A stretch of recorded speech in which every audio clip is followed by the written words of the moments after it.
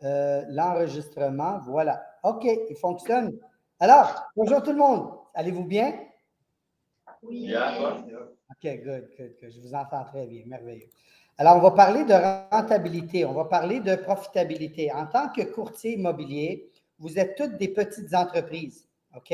Vous êtes des petites entreprises qui opèrent comme n'importe quelle grande entreprise. Vous avez des revenus, vous avez des dépenses, OK? Et donc, vous avez une rentabilité. Quand il y a plus de revenus que de dépenses, il y a des pertes. OK? Quand on fait des pertes en tant qu'entreprise, la seule manière de suivre des pertes, parce que ça arrive quand que vous commencez, par exemple, si vous regardez beaucoup d'entreprises en technologie, vont être très, très, très déficitaires. Ils vont perdre beaucoup d'argent. Donc, leur bilan, leur revenu, ils n'ont presque pas de revenus, ils ont énormément de dépenses. Donc, ils ont beaucoup de pertes. Les pertes que les entreprises, par exemple, commencent en technologie, la raison pour laquelle ils restent en vie, c'est parce qu'il y a du capital qui est injecté dans l'entreprise. Okay? Du capital, c'est de l'argent. Donc, de l'argent qui est injecté dans l'entreprise. Ça, on appelle ça du cash flow. Okay? Fait que c'est très important de comprendre. Il y a une rentabilité et il y a un cash flow. Un cash flow, c'est de l'argent pur, cash. Flow. Flow, c'est ou flux de trésorerie en français. Okay? C'est de l'argent qui rentre et de l'argent qui sort. Ça, c'est votre compte de banque. Vous avez reçu un paiement, vous avez fait des dépenses. C'est votre compte de banque. S'il est négatif, la banque va vous appeler. C'est pour le cash flow. La profitabilité, c'est différent. La profitabilité, c'est, par exemple, je donne un exemple. Vous avez une facture que vous avez fait une vente avec, puis vous attendez un chèque du notaire. Ça c'est de l'argent qui est rentré dans vos revenus. Mais en termes de cash, vous ne l'avez toujours pas vu. Okay? Mais c'est un revenu d'entreprise. Ensuite, vous avez des dépenses. Par exemple, vous avez engagé une entreprise pour aller planter une pancarte. Elle a planté la pancarte, elle vous a envoyé une facture. La job, elle a été faite, mais le paiement n'a pas été fait. Donc, en rentabilité, vous avez une vente, on va dire 10 000 et vous avez la pancarte qui a coûté, on va dire 1 000 juste pour rendre ça facile. Ce n'est pas ça, là. OK, on s'entend? Ça fait un profit de 9 000 Sur papier, vous avez 9 000 de profit. En réalité, vous avez 0 de cash flow parce que vous n'avez ni reçu ni payé. Si vous payez la personne qui vous a planté la pancarte, eh bien là, vous êtes un négatif 100 ou 1 000 en cash flow. OK? Donc, c'est très important que vous compreniez que la rentabilité, les finances d'une petite entreprise, ça doit être géré généralement par des professionnels. Donc, il faudrait engager au plus vite un comptable ou un aide-comptable ou un bookkeeper ou quelqu'un qui fait vos livres, un conseiller financier, un expert en comptabilité pour vous expliquer ce que je suis en train de vous dire là. D'accord? Parce que c'est deux choses différentes. Il y a des entreprises qui ont fait, dans les années 90, des grosses entreprises qui ont fait faillite. Pas parce qu'ils n'étaient pas profitables. OK? Pas parce qu'ils n'étaient pas profitables. C'est dit, arrête de jouer avec ton téléphone. OK? Bon. Alors, pas parce qu'ils n'étaient pas profitables. Ils étaient très profitables. Les ventes qu'ils ont faites étaient beaucoup plus haut que leurs dépenses. Mais les ventes, ils ne les ont jamais collectées parce que d'autres entreprises, ça allait moins bien. C'était une récession, c'était une grosse récession. Et ces entreprises-là ont dû fermer leurs portes, ont dû faire faillite parce que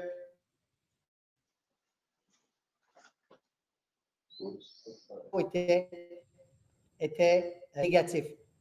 Donc, il faudrait principalement parler, si vous n'avez pas déjà un comptable, vous avez besoin d'un comptable, je peux vous en référer un très bon, il n'y a pas de problème, mais c'est bien important que vous parlez avec quelqu'un qui est capable de vous expliquer la différence entre être rentable et avoir un cash flow positif. C'est bon? Alors,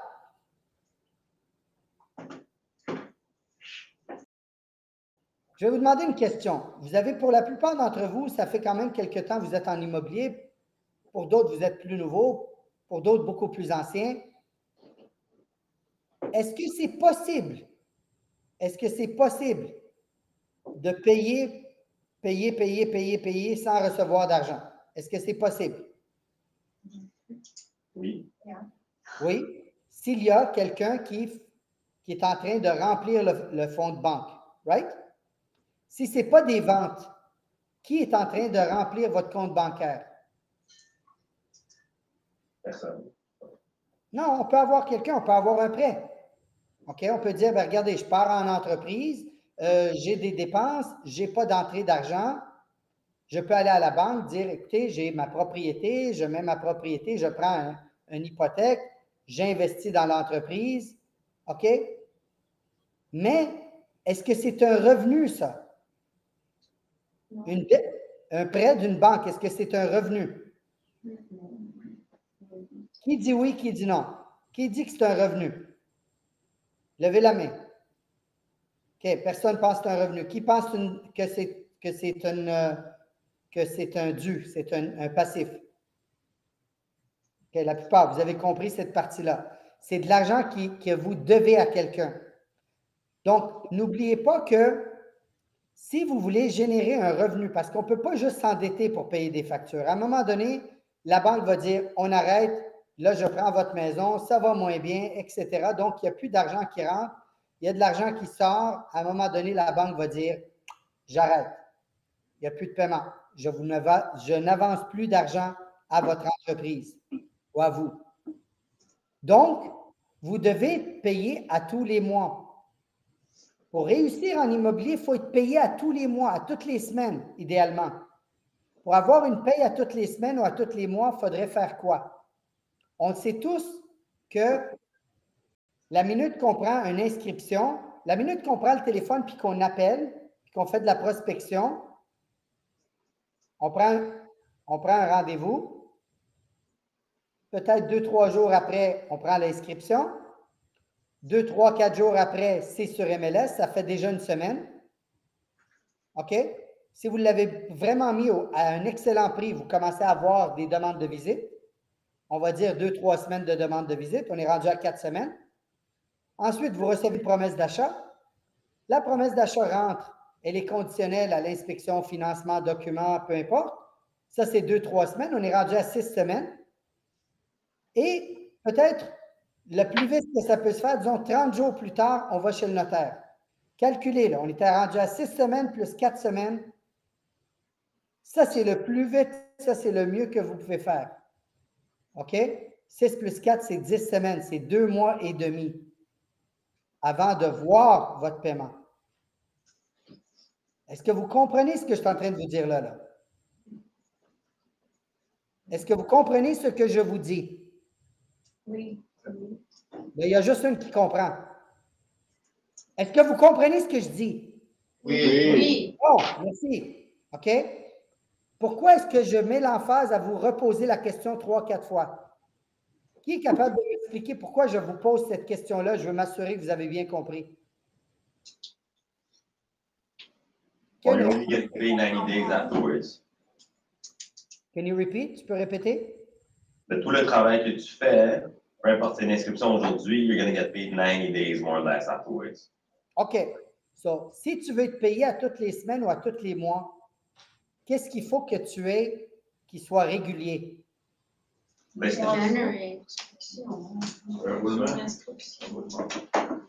Des inscriptions, des ventes, des acheteurs, des vendeurs, il faut que ça soit régulier. Vous ne pouvez pas dire, ben regarde, j'ai prospecté là aujourd'hui, là, j'ai eu 3 rendez-vous, j'ai 2-3 listings, je peux m'asseoir sur le bacon puis travailler sur l'inscription. Vous n'avez pas besoin de travailler sur l'inscription. L'inscription, elle se travaille par elle-même. Est-ce que vous devez contacter les 15 000 courtiers au Québec pour leur dire que vous avez une inscription?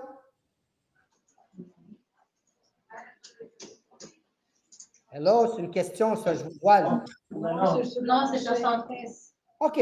Donc, ce n'est pas votre travail d'appeler tous les courtiers et de dire, oh, voici, hey, les amis, là, j'ai une nouvelle inscription. Dans le passé, c'était comme ça. Avant l'Internet, on avait des livres d'inscription, OK? Puis les courtiers allaient visiter chaque bureau, puis regardaient qu'est-ce qu'il y avait à vendre, puis contacter le courtier. C'était vraiment compliqué. Mais aujourd'hui, là, une fois que vous mettez la propriété sur le marché, est-ce que vous avez d'autres démarche à faire pour trouver des acheteurs? Non. Non. Pourquoi? Parce que les acheteurs vont aller sur Centris, vont vous appeler, ou ils vont demander à leur courtier qui va vous appeler, ou leur courtier est en train de faire des recherches qui va vous contacter. Donc, ce n'est plus à vous de contacter les gens qui vont travailler avec vous pour faire la vente. Donc, votre travail, c'est de continuer à faire votre prospection parce que si vous ne continuez pas à faire votre prospection, à un moment donné, ça, c'est comme si on disait, je ne sais pas si vous avez déjà vu, quand on prend un tuyau d'arrosage, si on arrête l'eau, mais qu'on pousse de l'air, l'eau, elle va continuer à sortir. Mais à un moment donné, elle ne sortira plus. Ça va être de l'air. Et pour que ça recommence à sortir, il faut ouvrir l'eau et là, ça prend du temps pour sortir l'air et l'eau qui va arriver. C'est le même principe et c'est la raison pour laquelle on appelle ça du cash flow. C'est un flow d'argent. Et le flow, la minute que vous arrêtez votre prospection, le flow arrête. Vous ne le voyez pas, vous allez le voir dans 3 mois. Mais vous le perdez immédiatement. Donc, vous devez être payé à tous les mois. Et pour être payé à tous les mois, il faut faire vos contacts à tous les mois. Alors, je vous pose une question. C'est qui votre meilleur client? Les vendeurs. Un vendeur, OK. Est-ce qu'un vendeur motivé est un bon client? Oui. Est-ce qu'un acheteur motivé est un bon client? Oui. Est-ce qu'un vendeur non motivé est un bon client? Non. Pourquoi? C'est pas bon. Pourquoi? Ben, à la place de 90 jours, peut-être ça va aller à 120, puis finalement, peut-être ça va juste expire et cancel. Donc, je vous pose une question. Vous avez contacté un client qui est il n'est pas motivé à vendre, OK? Aucune raison de vendre. Vous avez pris un rendez-vous avec lui. Généralement, est-ce que vous allez le prendre au prix réel ou à un prix exorbitant? Exorbitant. Exorbitant. Est-ce que vous allez le prendre à une bonne rétribution ou une rétribution réduite? Est-ce que vous allez avoir des appels pour cette propriété-là? Non. Il y a beaucoup de gens qui me disent, oui, mais moi, Fadi, là, moi, même si je ne la vends pas, c'est correct, je vais recevoir des appels des acheteurs, puis je vais utiliser les acheteurs pour leur trouver des propriétés. Est-ce que vous l'entendez, ça, souvent? Yeah. Savez-vous pourquoi ce n'est pas bon? Ça ne marche pas? Qui est capable de me dire pourquoi cette stratégie-là ne fonctionne pas? Parce que l'acheteur qui va t'appeler et il sait que tu as mis la maison beaucoup trop cher, il pense que tu fais mal ta job.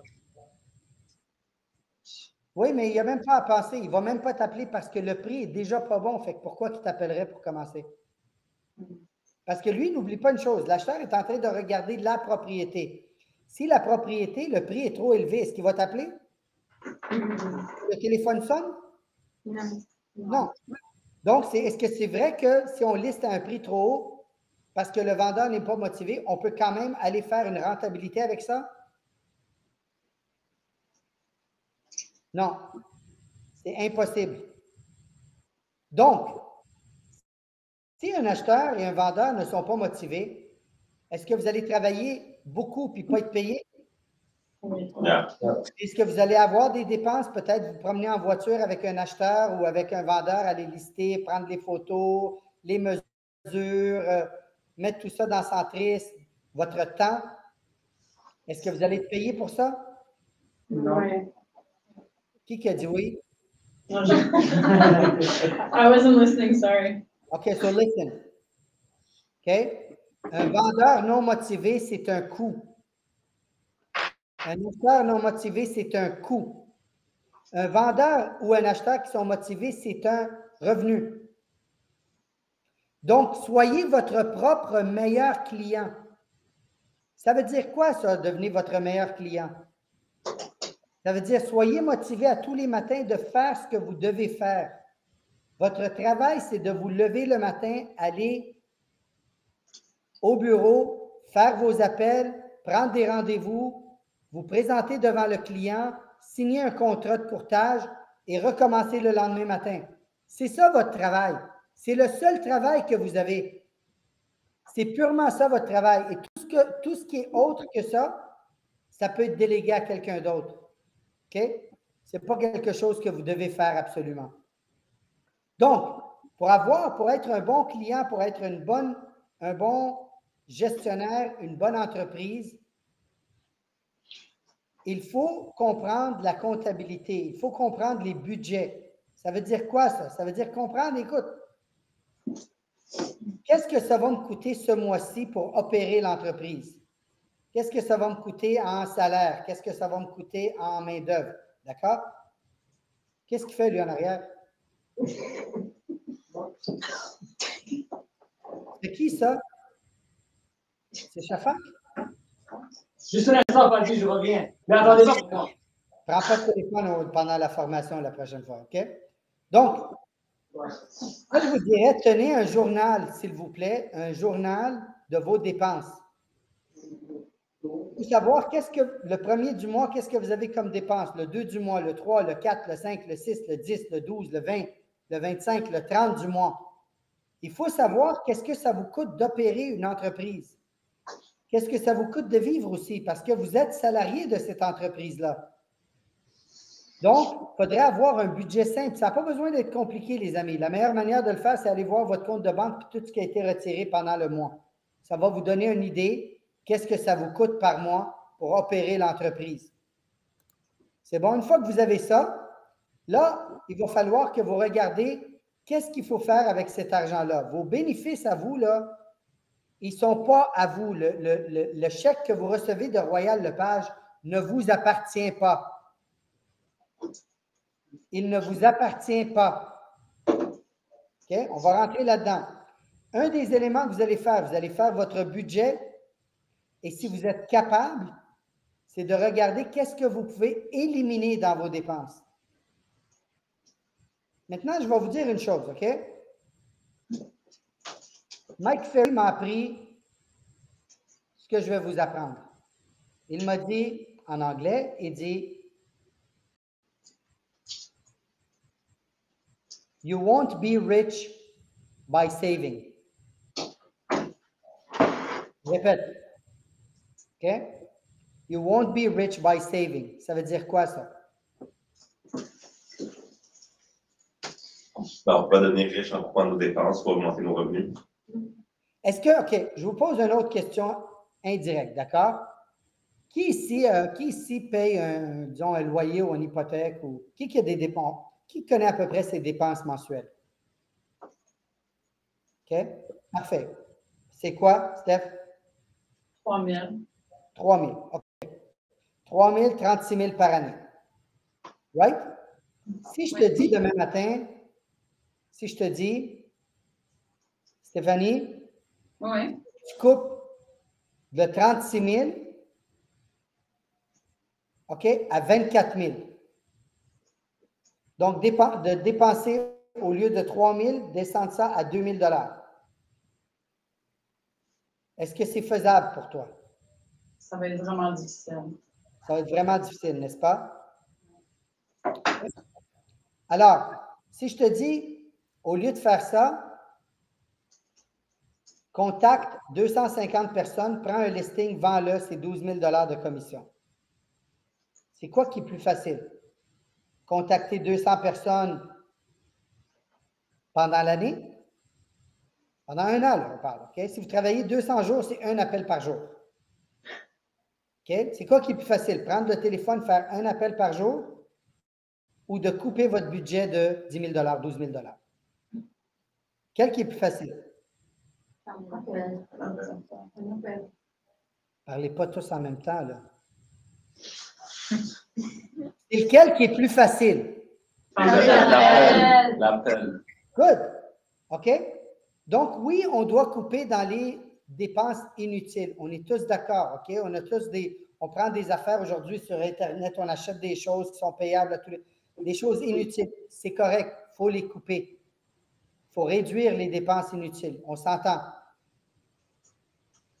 Mais il faut aussi augmenter nos revenus.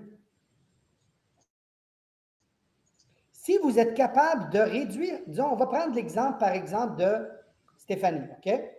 Stéphanie, elle a des dépenses de 36 000 par année. Si je lui dis coupe 7 000, c'est un petit peu difficile, mais elle va peut-être s'arranger, elle va peut-être être capable d'enlever 7 000 sur ses dépenses.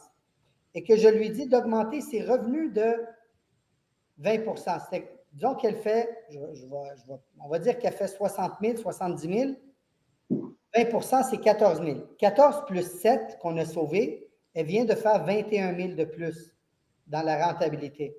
Et ça, je parle de l'entreprise, OK? Ce n'est pas des dépenses personnelles. Je te parle de dépenses et de revenus d'entreprise. Donc, la meilleure manière d'augmenter vos revenus, c'est pas, oui, c'est de réduire vos dépenses, mais c'est d'augmenter vos revenus aussi. C'est beaucoup plus facile d'augmenter les revenus que de diminuer les dépenses. Donc, si vous êtes capable de diminuer un petit peu vos dépenses et augmenter un petit peu vos revenus, si vous êtes capable d'augmenter votre prospection, est-ce que vous allez être mieux dans 1 an, dans 2 ans? Oui. OK? Et la question qu'il faut qu'on se pose, puis ça, Mike me l'a appris, puis je vous le répète, autre que être riche en immobilier, il m'a dit, listing will solve every single financial problem you will ever face. Écrivez-le. Écrivez-le. Je vais vous dire en français. Les inscriptions vont résoudre tout problème financier que tu peux avoir. Comment on va chercher les inscriptions, les amis? Prospection. C'est tout. Il y a beaucoup qui cherchent encore la pilule bleue ou la pilule rouge, OK? Ils veulent le Magic Pill. Il n'y en a pas. Bon, ça n'existe pas. Il y en a qui me disent, OK, ben je vais faire de la publicité sur Internet. Il y a un coût. Ensuite, tu vas avoir l'appel. Est-ce que tu vas toujours répondre à l'appel? Des fois, est-ce que tu peux tomber dans la boîte vocale? Est-ce que c'est possible que tu sois occupé avec un client et que tu ne répondes pas? Est-ce que tu dois rappeler cette personne-là? Alors, est-ce que tu refais le même travail? Mais tu as payé pour avoir le numéro de téléphone. Les numéros sont disponibles. Ils sont tous là, là. Tout le monde a les mêmes prospects, les amis. Tout le monde a les mêmes prospects. Donc, si on est capable de comprendre que c'est de la prospection, et pour moi, en tant qu'entreprise, c'est le même principe. C'est le même principe. Le recrutement, mon recrutement, résout tous les problèmes financiers de l'entreprise. Bien sûr qu'il faut être capable de gérer nos finances et tout, mais c'est important que vous compreniez. La seule manière que vous allez être capable de remplir votre tuyau de revenus, c'est de continuer à faire ce que vous êtes supposé de faire à tous les jours. Pas une journée sur 2, à tous les jours. C'est bon? Alors, quelques idées financières pour profiter, OK, pour avoir un meilleur profit. Donc, est-ce qu'ici, il y a des gens qui ont des cartes de... Oui, oui, Stéphanie. Sur l'autre, c'est marqué en bas des one-on-one, annulés. C'est quoi ça?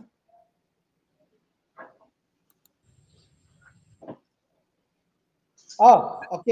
Les gens, il y a beaucoup de gens qui essayent de sauver de l'argent en coupant dans leur coaching. C'est l'affaire la plus stupide que j'ai jamais vue de ma vie, OK? Une personne qui a un coach puis qui pense que c'est une dépense, c'est parce qu'il y a une des deux choses. Ou bien il n'y a pas le bon coach, c'est possible. Ça veut dire qu'il faut changer de coach. OK? Je peux appliquer là-dessus, changer d'entreprise, parce que ça arrive, ça. Il y a des gens qui vont nous quitter. Pourquoi? Parce qu'ils essayent de couper leur coût. Mais tu coupes tu coupes dans les muscles au lieu de couper dans le gras. C'est ça le problème d'annuler le coaching. Entreprise, d'aller vers une entreprise. On pense qu'une autre entreprise va nous donner une meilleure solution. Ce n'est pas vrai. C'est qu'est-ce que vous êtes en train de mettre comme énergie qui va vous amener le succès. Donc, annuler votre coaching parce que ça coûte un certain montant d'argent, c'est un problème financier. C'est parce que vous êtes en train de couper dans votre intelligence, dans votre connaissance, dans votre savoir. Vous comprenez ce que je veux dire? C'est clair? Oui. OK. Alors, quelques idées financières, OK, que vous pouvez regarder. Donc, est-ce qu'il y a ici des gens que leur carte de crédit n'est pas payée à tous les mois? Soyez pas gênés, c'est correct. Levez la main. OK, parfait, c'est correct. Je vais vous dire, je vais vous expliquer, je vais vous faire un petit calcul. Je l'ai déjà fait à quelqu'un, mais j'avais fait un calcul à un moment donné sur 1 000 $, OK? 1 000 $ qu'on ne rembourse jamais. Donnez-moi une minute, je vais vous donner un chiffre, OK? Restez ici.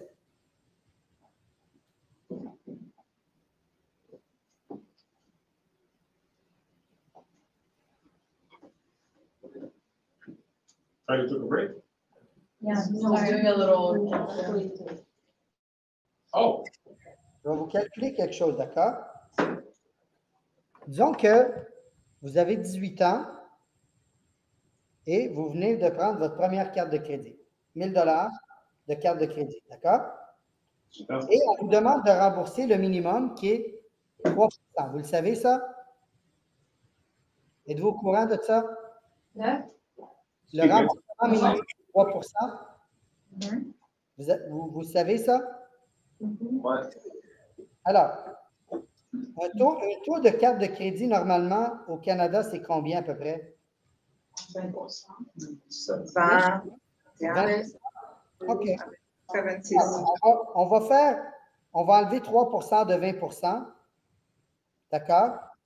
Ça nous donne 1,17.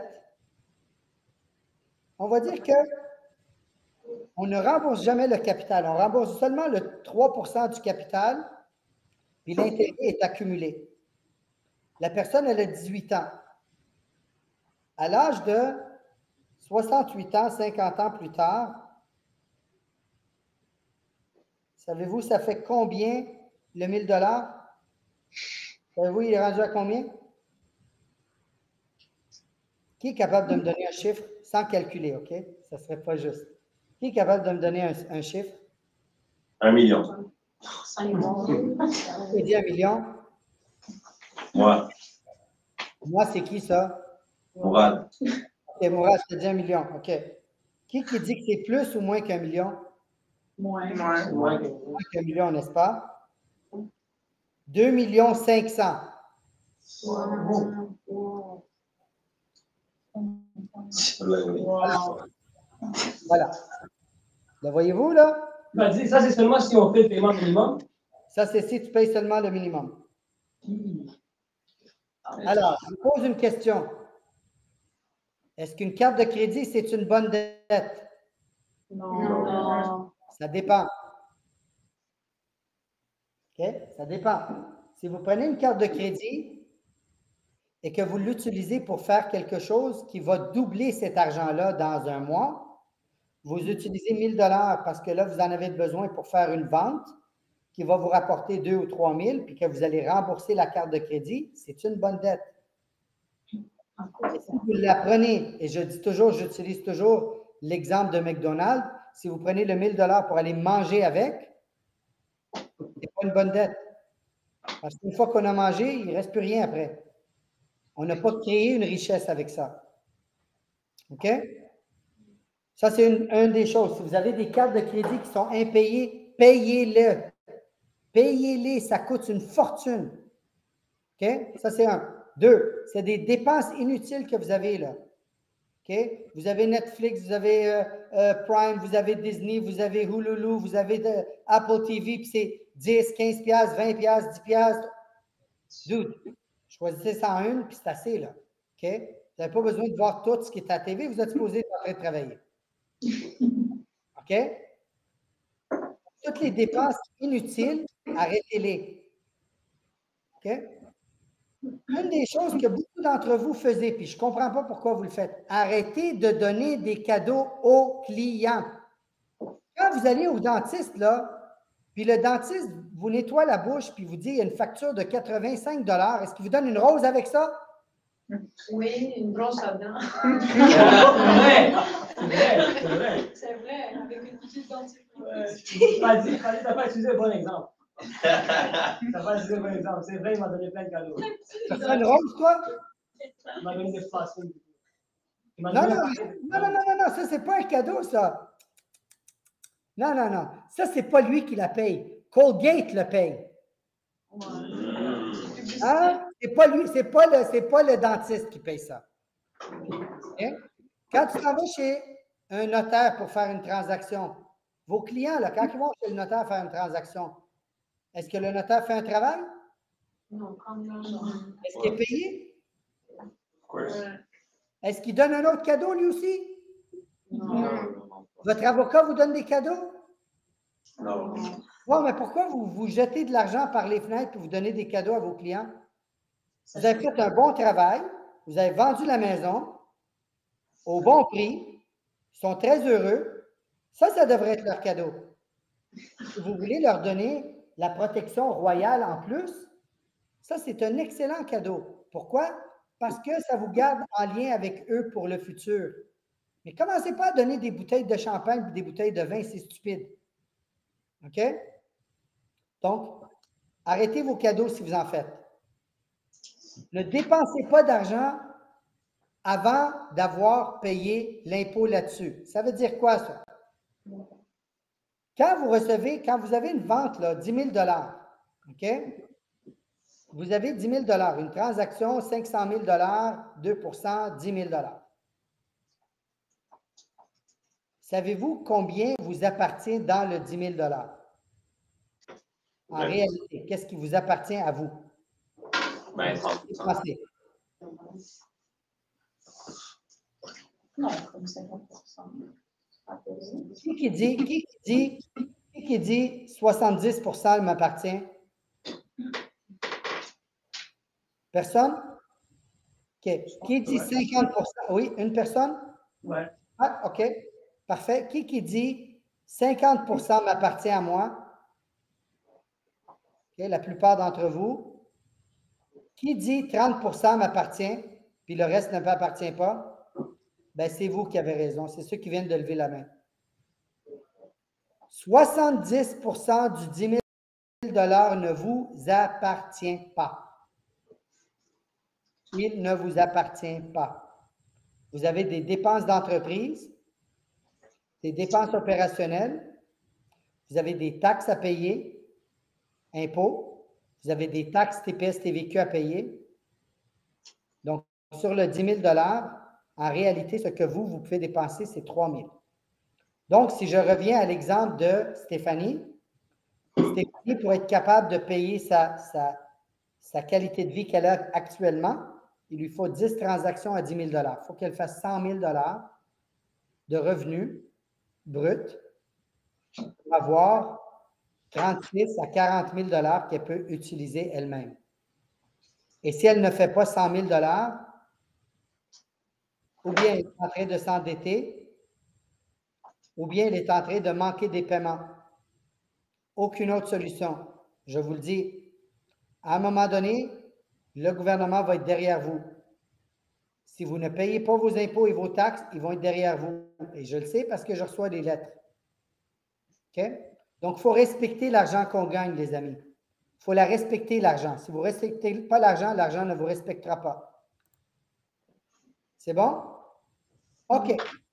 Une fois par semaine, je vous conseille d'examiner vos finances. Vérifiez le solde dans vos comptes, le compte d'entreprise, le compte de la famille. Regardez vos investissements. Est-ce que vous investissez votre argent? Elle est où? Ayez des objectifs. Quand vous avez fait, qui ici a fait le plan d'affaires avec Dimitri? OK? La plupart d'entre vous, parfait. Dans le plan d'affaires, dans la deuxième table, il y a un chiffre en bleu. Est-ce que vous savez de quoi je parle? Non. Non? OK. Je vais demander à Dimitri de vous le montrer. Il y a un chiffre qui est en bleu. ce chiffre-là, si vous rentrez vos chiffres comme il le faut, ce que vous pensez faire comme contact, ce que vous pensez faire comme contrat de courtage, ce que vous pensez faire comme transaction, etc.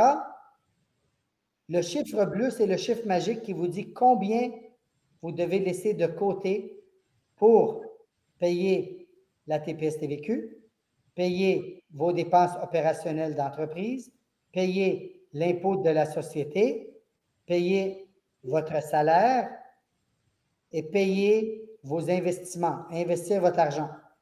Si vous gardez ce montant-là de côté, et on peut le faire pour vous, vous n'allez jamais avoir de problème avec le fisc, avec Revenu Québec, Revenu Canada. Vous n'allez jamais manquer d'argent pour vos opérations et vous n'allez jamais manquer d'argent pour vos investissements. Parce que ce qui est important à comprendre, c'est que j'espère que la plupart d'entre vous, vous comprenez que vous travaillez pas seulement pour payer des factures, mais pour avoir une bonne qualité de vie. Pour avoir une bonne qualité de vie, il faut investir son argent. Si vous n'avez pas commencé ça, il faudrait commencer le plus vite possible. C'est bon? OK.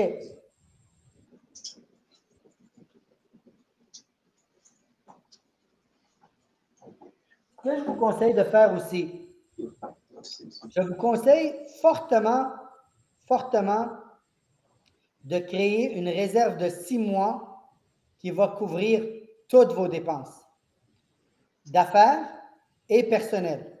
Alors, dans le cas de Stéphanie, c'est combien tes dépenses d'affaires? Est-ce que tu as une idée, c'est quoi tes dépenses d'affaires par année?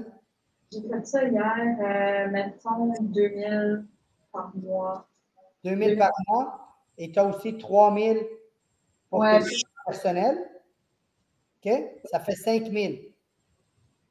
5000 fois 6, c'est 30 000 $. Il faudrait que tu aies 30 000 $ qui soient assis dans ton compte auquel tu ne touches jamais. Vous savez pourquoi la règle du 6 mois? Est-ce que vous savez c'est quoi pourquoi on met la règle du 6 mois? Non. Parce que, comme vous avez vu, entre mars 2022 et juin 2022, il n'y a presque pas eu de vente et les ventes sont en chute libre, n'est-ce pas? Oui ou non? Oui. Ouais. Vous vous en souvenez, il y a à peu près un an, je vous ai dit, il y a beaucoup d'agences qui vont faire faillite. Vous vous en souvenez? Ouais. Est-ce que vous vous en souvenez que je vous ai dit, il y a beaucoup d'agents qui vont faire faillite et qui vont quitter l'immobilier? Ouais. Il y a un décalage. Le décalage est à peu près un an. Ça veut dire qu'au mois de mars l'année passée, quand on a commencé à augmenter les taux d'intérêt, je vous ai amené en urgence à un meeting. Je vous ai dit, faites bien attention. Si vous ne recevez pas un paiement d'une agence, dites-moi-les à l'intérieur de 2 semaines parce qu'il va y avoir des agences qui vont faire faillite. OK? Il y en a ici qui sont dans la formation là actuellement, que leur agence est insolvable. OK? Il n'y a pas juste ça. Il y a des courtiers qui vont être insolvables. Alors, qu'est-ce qui va arriver? Ça, c'était les ventes. Les ventes ont baissé. Cette baisse de 30 %, quelqu'un doit l'absorber. Qui va l'absorber? Est-ce que vous pensez que c'est les meilleurs courtiers qui vont l'absorber? Non. Non. Pourquoi? Ouais, Parce qu'ils savent comment prospecter, ils savent comment prendre des contrats, ils savent comment ajuster les prix.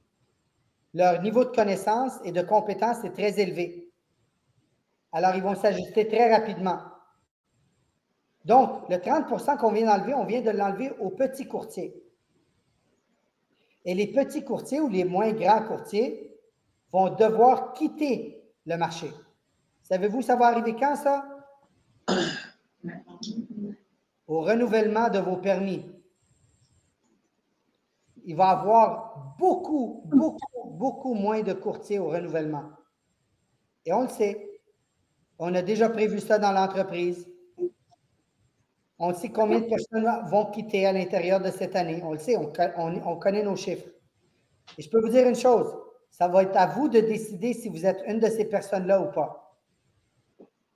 Si vous décidez que ce soit une de vous qui quittez, bien quittez. Il n'y a pas de problème, ça va faire plus d'espace, plus de transactions pour ceux qui restent. Et le marché va se rebalancer. Mais vous avez besoin de 6 mois parce qu'il peut y avoir des événements difficiles en immobilier. Il faut quand même continuer à faire nos dépenses d'affaires et vivre avec cet argent-là. Donc, on a toujours besoin de ça.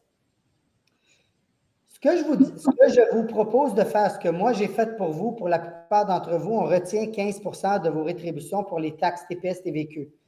Moi, dans mon cas à moi, Fadi, chaque vente que je fais, le bureau garde 35% de mes rétributions.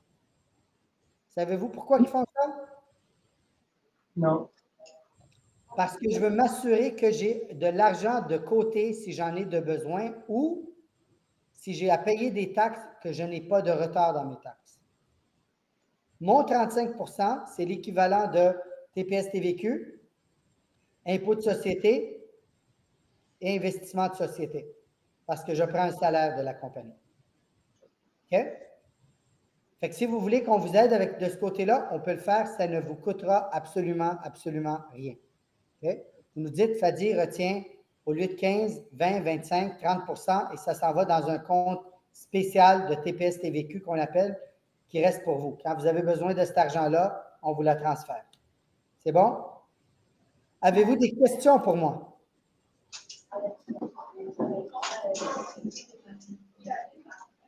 Excuse-moi, j'entends pas ça. Non, c'est quelqu'un dans le corridor. Tu veux répéter?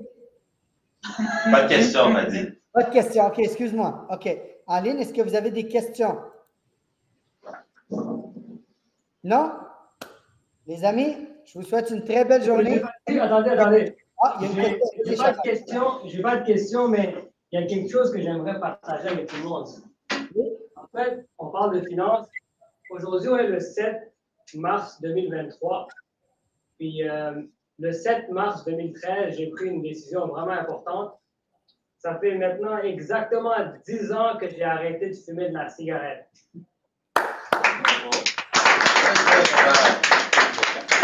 Félicitations, tu as fait un investissement dans ton corps. Bravo. Merci les amis. Je vous souhaite une belle journée. À la semaine prochaine. Bye bye.